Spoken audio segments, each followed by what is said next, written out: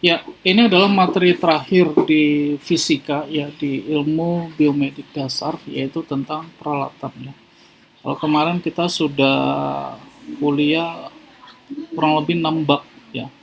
Ada biomekanika, biolistrik, biooptik, bioakustik, termofisika, kemudian ada apa lagi ya, Bapak lupa. Pokoknya ada 6 ya. Kemudian ini yang terakhir adalah peralatan ya. Kita hanya sampai dengan 10.50 ya. Jadi sampai 10.50 nanti kita sudahi kuliah hari ini ya. Oke, peralatan ini terdiri dari hal-hal ya, apa aja yang kemudian dipakai di keperawatan ya. Ada peralatan elektronik. Peralatan elektronik itu yang pastinya menggunakan sumber daya listrik ya. Apapun yang dihubungkan ke dalam tegangan listrik ya, ataupun apapun yang menggunakan sumber daya listrik, batu baterai, aki ya, akumulator, ataupun sumber daya yang lainnya, mungkin power bank, itu adalah peralatan elektronik. Contohnya, nah ini lebih spesifik ke keperawatan ya, ada elektrokardiografi, ada unit termografi, ventilator, unit motor EKG, dan lain sebagainya ya. Elektrokardiografi jelas jelas namanya juga elektro ya, elektrik. Nah, termografi itu ini semacam pencacah suhu ya, jadi pencitraan suhu ya. Kemudian ventilator, unit motor EKG itu semuanya menggunakan sumber daya listrik. Kemudian berikutnya adalah peralatan dari bahan baku logam ya. Apapun yang menggunakan logam ya, itu termasuk ke dalam peralatan dari bahan baku logam. Contohnya nikel, ya, tembaga, alpaka, dan lain-lain ya. Misal alatnya adalah gunting, pinset, jarum, dan lain-lain ya. Nah, ini sebenarnya materi kuliah yang kadang cukup dibaca aja sudah mengerti ya, tapi dengan disampaikan ternyata lebih dapat ya. Kalau kadang baca ataupun menonton itu rata-rata mahasiswa mungkin di bawah 50% ya Pak melakukan hal itu, karena mungkin kesibukan ataupun ya namanya anak-anak dan sebagainya ya, kurang begitu concern dengan itu ya. Jadi yang Bapak sampaikan ini sesuatu yang kemudian eh, tidak sulit-sulit amat ya, tidak susah-susah amat ya, hanya berkisar pelatan dan sebagainya. Nah, kemudian peralatan dari bahan baku gelas ya. Nah, dari bahan baku gelas, contohnya bahannya seperti fiberglass, pyrex ya, dan lain sebagainya. Nah, ini kalau kita bisa praktikum ya, mungkin kalian bisa melihat beberapa alat bahan fisika di laboratorium yang menggunakan beberapa bahan baku gelas. Contohnya banyak ya, apa namanya, pipa-pipa dan lain sebagainya, seperti kayak gelas ukur itu menggunakan bahan baku gelas. Nah ini ya kalau di perawatan jelas seperti pipet, tabung reaksi, buret, dan lain-lain ya. Nah kemudian ada juga peralatan dari bahan baku karet ataupun plastik ya. Misalnya apa? Banyak ya, ini seperti pertanyaan ya, misalnya apa gitu. Banyak ya kalau kalian misalkan, mungkin diantara kalian sudah ada yang bekerja di rumah sakit atau bekerja, ada sebagian mahasiswa yang sudah bekerja ya, pasti sudah sering melihat beberapa peralatan yang terbuat dari karet ataupun plastik ya. Termasuk suntikan juga itu kan ada karet dan plastiknya ya. Karet itu sebagai piston penggerak fluidanya ya. Kemudian plastik itu sebagai apa namanya, istilahnya apa ya itu, batang itunya ya, torkanya ya. Kemudian bisa ditekan dengan plastik karena dengan bahan plastik ini relatif lebih murah ya, lebih murah dibandingkan bahan yang lainnya dan relatif awet. Nah, itu beberapa macam peralatan ya, dari elektronika, dari bahan baku logam, dari bahan baku gelas, ataupun dari bahan baku karet dan plastik. Seperti yang tadi Bapak bilang bahwa materi kuliah ini bukan sesuatu yang susah, bukan sesuatu yang tidak mudah, tapi mudah. Tapi ketika disampaikan, ketika ini menonton ataupun membaca, sebagian siswa sedikit sekali yang melakukan itu. Ya, maka lebih baik disampaikan saja. Oke, berikutnya itu, nah bagaimana perawatannya? Ya, bagaimana perawatan peralatan elektronika? Ya. Hindari dari goncangan. Ya, kalian kalau mungkin sekarang teknologinya lebih kuat ya, lebih kokoh, lebih pageh. Kalau zaman dulu itu kan kayak radio, TV dan sebagainya, terbanting sedikit saja sudah retak ya, apa namanya? Artinya apa, kalau peralatan piranti elektronikanya di dalamnya itu solderannya ataupun sambungan menggunakan kawat dan sebagainya itu mudah lepas ketika ada goncangan. Maka harus dihindari dari goncangan. Kemudian hindari menggunakan peralatan dari medan magnet yang kuat agar sensitivitasnya tidak berubah. Ya, betul, medan magnet ya, kalau zaman dulu atau sekarang kayaknya sudah nggak ada ya efek medan magnet itu. Banyak device-device ya, peralatan elektronik ya yang kalian miliki teknologinya sudah bisa mereduksi medan magnetnya. Kalau zaman dulu ya, kalian misalkan mendekatkan uh, handphone ke TV ya, itu ada beberapa hal imbasnya. Yang pertama, biasanya terbentuk gelombang pada layar monitor TV ya, seperti ada gelombang-gelombang ya. Kemudian yang lainnya misalkan kembali mendekatkan handphone ke radio ya. Nah, mereka pencacahnya itu adalah bentuk gelombang suara, maka efek yang timbulkan gelombang suara ya. Seperti ngederdet ya, nah seperti itu. Ketika didekatkan pada jarak tertentu. Itu sebenarnya secara kasat mata adalah perpaduan gelombang ya, interferensi atau superposisi gelombang ya. Superposisi gelombang yang diakibatkan dari medan magnet yang ada di radio dengan medan magnet yang ada dari device kalian, dari handphone kalian ya. Seperti itu. Maka harus dihindari ya medan magnet itu supaya kerjanya optimal, sensitivitasnya ada berada di uh, benda yang diukur ya.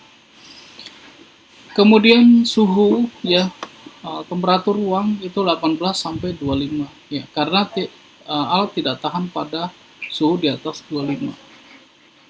Ini adalah tentang pemuaian ya, pemuaian ataupun kalau di bawah itu 18 penyusutan ya.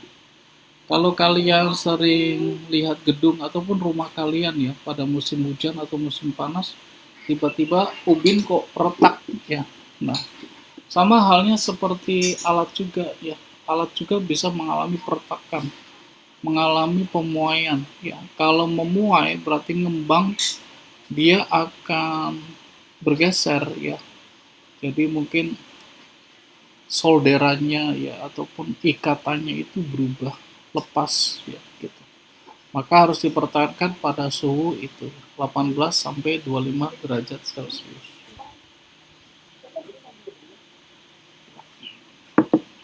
Kemudian hindari kotoran ataupun debu.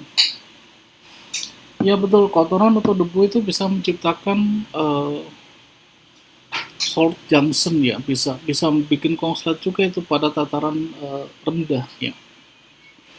debu, kotoran itu kalau masuk ke dalam PCB itu bisa menyebabkan konsleting, ya. Bisa menghubungkan antara dua jalur yang sebenarnya jalur itu tidak berhubungan, ya, sehingga menimbulkan short voltage. Kemudian pengetahuan keterampilan dalam penggunaan penting, ya, harus mengerti, ya, setidaknya minimal seperti kalian menggunakan penggaris, ya, mengerti mengukur menggunakan penggaris itu gimana, gitu. Jaraknya harus tegak, penglihatannya harus tegak, ya. Nah, ini sasaran pengukuran telah dipahami. Ngerti penggunaannya, ya. Jadi Bapak contohkan, misalkan kalian punya termometer, mau melakukan apa sih dengan termometer ini, gitu. Ya, yaitu mengukur suhu, ya. Sasaran pengukurannya telah dipahami, ya, mengukur suhu. Nah, kemudian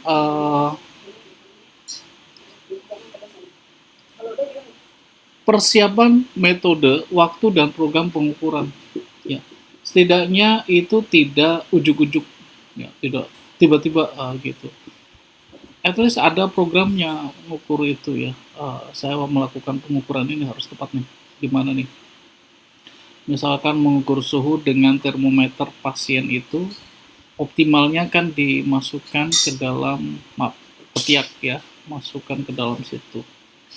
Dan metodenya itu, waktunya juga tepat mungkin, ya, ya di saat orang siap untuk melakukan itu. Dan ada pemrograman, artinya gini, mengecek suhu itu minimal memiliki beberapa data, ya. Artinya kalau pasien dalam kondisi panas, ya, suhu panas, ya, dicek beberapa kali, ya. Ada program pengukuran. Misalkan hari ini kita ukur, ya, 2 kali, ya, pagi dan sore mungkin, besok lagi pagi dan sore. Artinya ada suatu program pengukuran, ya. Tidak tidak asal, ya, tidak asal. Karena setiap yang kita lakukan itu kan bertujuan pada suatu kesimpulan, ya, kesimpulan. Ya, kalau pasien misalkan hari ini masih panas, besok diukur lagi ternyata turun suhunya, besok diukur lagi ternyata normal suhunya.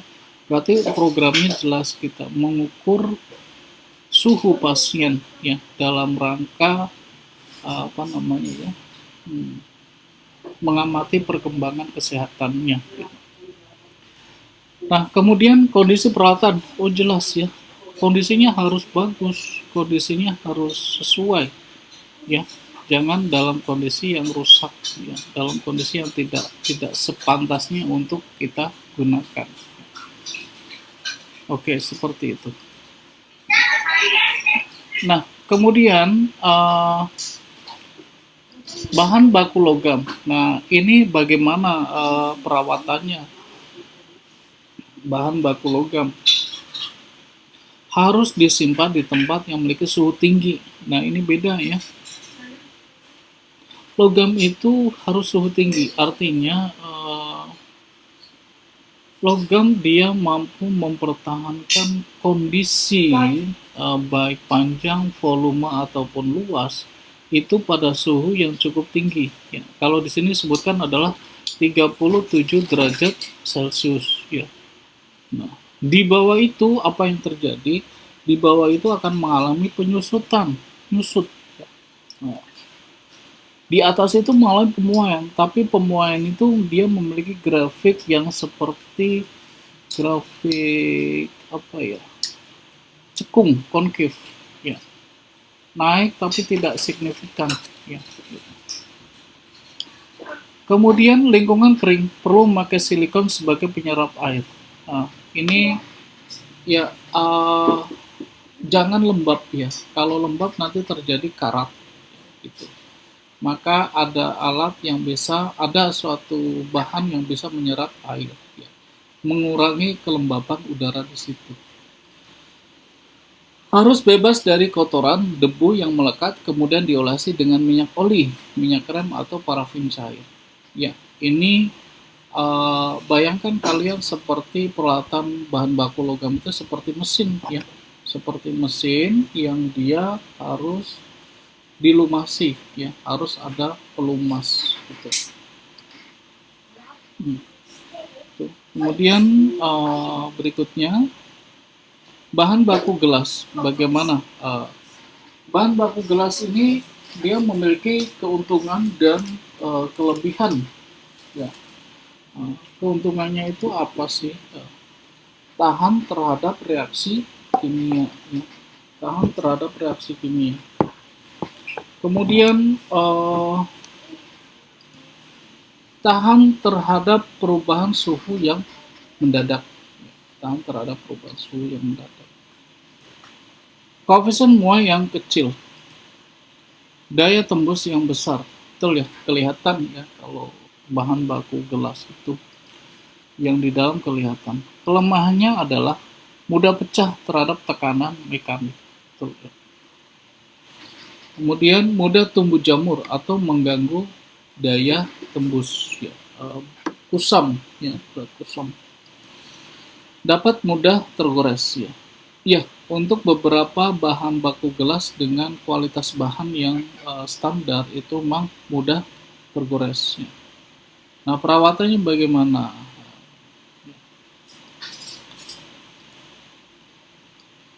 Perawatannya, nah ini dia. Ini ya. Penyimpanan pada suhu 27 sampai 37 ini salah nih Bapak nulis ya. Bukan 270 Celcius ya, tapi 27 derajat Celcius sampai dengan 37 derajat Celcius. Diberi penerangan 25 watt. Nah, ini kalau kalian mungkin pernah atau sering melihat lab ya. Laboratorium itu biasanya di tempat optik ya, itu diberikan lampu kecil ya, lampu kecil ya, dia fungsinya adalah menyerap kelembaban ya, menyerap kelembaban udara di situ. Ruangan diberi silikon sebagai zat higroskopik ya, yang kayak tadi ya, ini sama saja lebih mengarah kepada memaintain kelembaban udara di situ. Gunakan alkohol, aseton, kapas, sikat halus, ini bukan sikap ya, sikat halus dan pompa angin untuk membersihkan debu ya. Ini kalau sikat halus, pompa air ini secara mekanika ya. Alkohol, aseton adalah secara kimia ya, perawatan bahan baku gelas ini. Kemudian pada saat memanaskan harus di atas kawat kasa ya, boleh secara langsung asal dari bahan Pyrex ya, supaya ya di atas kawat kasa, supaya bawahnya itu kalau di atas bahan plastik atau bahan yang mudah terbakar itu jadi enggak ya. Kalau kasa itu kan enggak mudah terbakar ya. Gelas yang akan direbus dimasukkan dulu ke dalam air dingin, kemudian dipanaskan secara perlahan-lahan. Betul ya, jangan secara ekstrim. Kenapa? Kalau secara tiba-tiba, nanti tiba-tiba juga mengalami pemuaian. Ya. Benda-benda dengan bahan baku gelas itu mudah pecah itu karena dia mengalami perubahan suhu secara tiba-tiba, ya, secara tiba-tiba. Ataupun suhu yang pada di atas standar tertentu, sehingga pemuaian antara bidang luar dengan bidang dalam itu tidak perlahan bareng ya. Kalau tidak perlahan bareng, satu sudah muai, satu belum, maka akan pecah ya. Maka kalau melakukan perawatan dengan pemanasan ya seperti itu ya, dipanaskan secara perlahan-lahan. Membersihkan kotoran gelas setelah dipakai. Nah, dengan apa? Gunakan air bersih. Ini umum saja ya. Artinya kalau tadi Bapak bilang bahwa Materi kuliah ini adalah materi yang sebenarnya cukup dibaca juga bisa, tapi rata-rata mungkin nggak dibaca sama mahasiswa ya, jadi nggak mengerti. Mending disampaikan aja jadi masih ada ingatannya ya. Kemudian menggunakan deterjen penghilang lemak tidak menyebabkan perubahan fisik ya. Larutan kalium dikromat 10 gram, asam belerang 25 ml, Aquades 70. Nah, ini membersihkan secara kimia ya. Nah, seperti itu. Oke, itu adalah perawatan bahan baku gelas ya. Nah, bagaimana bahan baku karet? Nah, setelah dipakai dicuci dengan sabun ya. Dicuci dengan sabun itu supaya mengikat lemak ya. Di karet itu tidak ada minyak-minyak. Dijemur di bawah terik matahari ya. Kemudian ditaburi talak pada seluruh permukaan karet ya. Nah, ini kenapa ditaburi talak pada permukaan karet?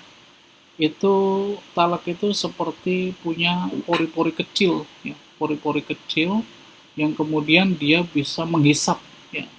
Pori-pori itu jadi kayak penjebak ya kotoran-kotoran yang ada di karet tapi dalam bentuk liquid ya. Kalau kalian mungkin pernah uh, kuliah dengan salah satu dosen tertentu ya, tapi sekarang nggak ada ya. Um, jadi menghapus papan tulis itu bawahnya itu diberi talak semacam talak kapur gitu. Jadi relatif bersih papan tulis itu, relatif bersih. Talak tadi itu seperti tadi Bapak bilang dia memiliki porositas, porus, ya, pori-pori kecil. Pori-pori kecil itu kemudian menjebak liquid-liquid kotor tadi masuk ke dalam itu sehingga jatuh dengan talak itu sendiri. Nah, seperti itu ya. Kemudian sterilisasi. Nah, sekarang beda materi lagi. Kalau tadi peralatan ya, kemudian perawatannya. Nah, sekarang adalah tentang sterilisasi.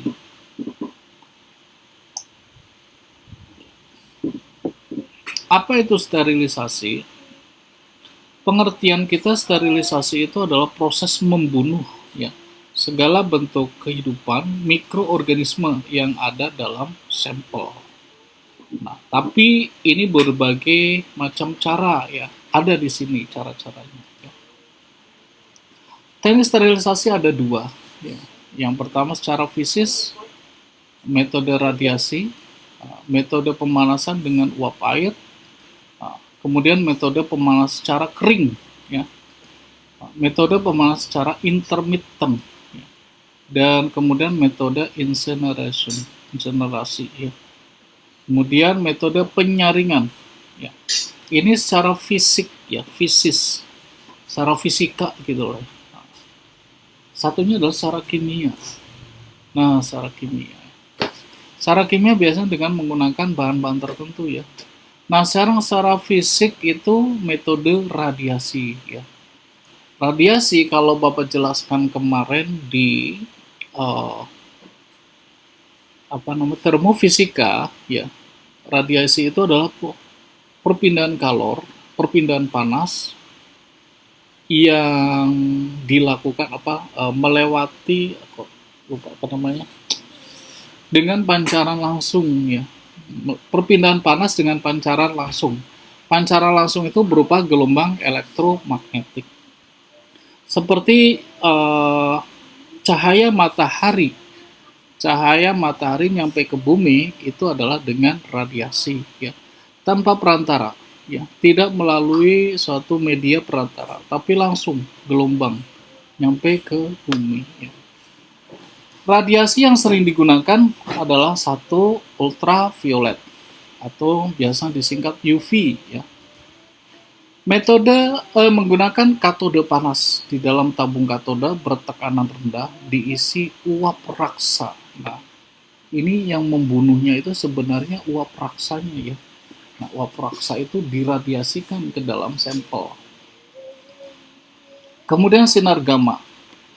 Sinar gamma ini sebenarnya sinar dengan frekuensi cukup tinggi ya setelah sinar Rontgen. Ya. Kalau kalian ada tabel apa namanya uh, panjang gelombang atau frekuensi gelombang elektromagnetik, ya, maka sinar gamma ini adalah yang paling kanan, ya, yang paling besar frekuensinya. Ya. Digunakan untuk sampel tertutup plastik, tidak boleh untuk makanan dan obat-obatan akan merubah struktur kimia. Betul, ya. Ditembak ya dengan sinar gamma. Ya. Dan kemudian sinar X, ya. Kemudian sinar matahari, udah ya di antara itu. Oke, kemudian berikutnya ini metode pemanasan dengan uap air dan pengaruh tekanan. Ya. Sampel ditaruh di atas lempengan saringan dan tidak mengenai air bawahnya. Kemudian pemanasan dilakukan hingga air mendidih. Ya. Organisme yang tidak berspora akan mati dalam waktu 10 menit. Organisme yang berspora akan mati dalam jangka waktu 30 menit. Ada beberapa jenis spora bertahan hingga beberapa jam.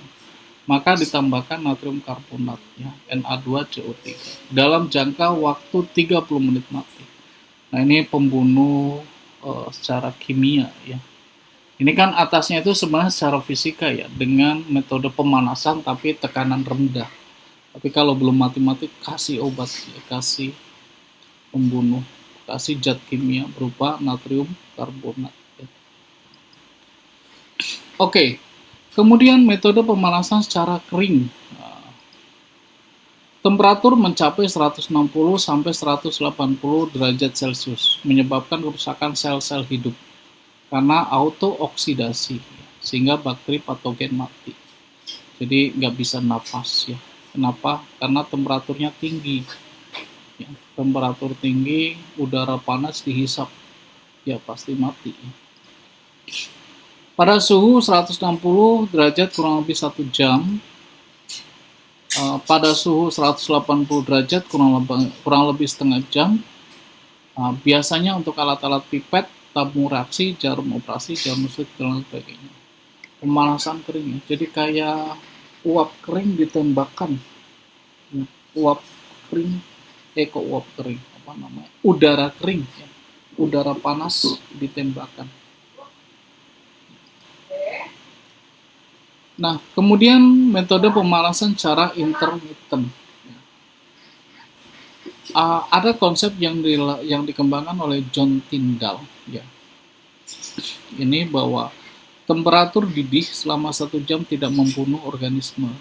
Akan tetapi jika dididihkan berulang-ulang selama 5 kali dan setiap mendidih setelah 1 menit akan membunuh kuman. Jadi nggak cukup ya mendidihkan 1 jam aja. Mendidih itu nggak cukup membunuh organisme ya. Ternyata harus 5 kali mendidih ya. Baru mati. Kenapa?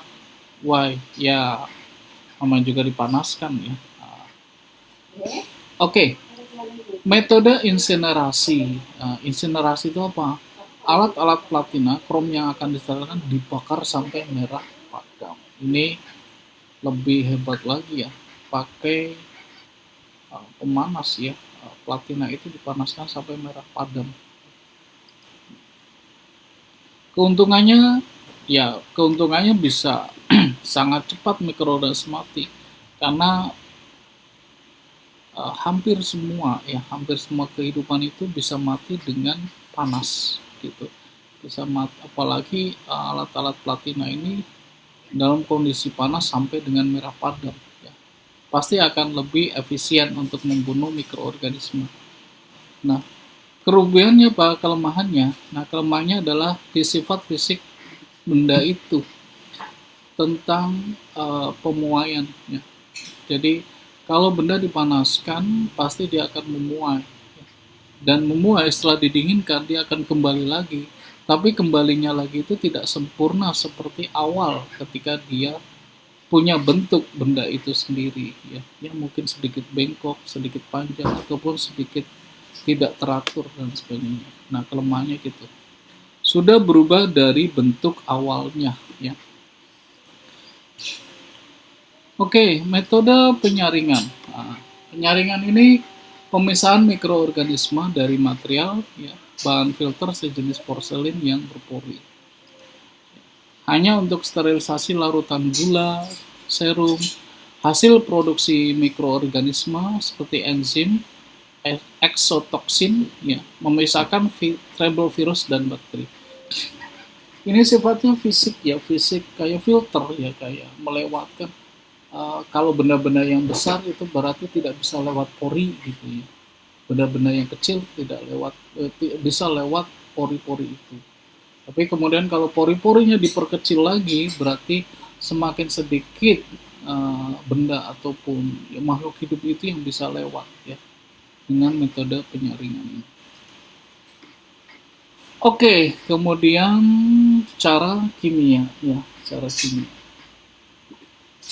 Cara kimia ini uh, ada beberapa hal. Biasanya dipakai alkohol 96%, ya, aseton tep, formalin, sulfur dioxide, dan klorin. Ini zat-zat kimia yang cukup membunuh kuman. Ya. Material yang akan disterilkan dibersihkan dulu, kemudian direndam selama 24 jam. Sehari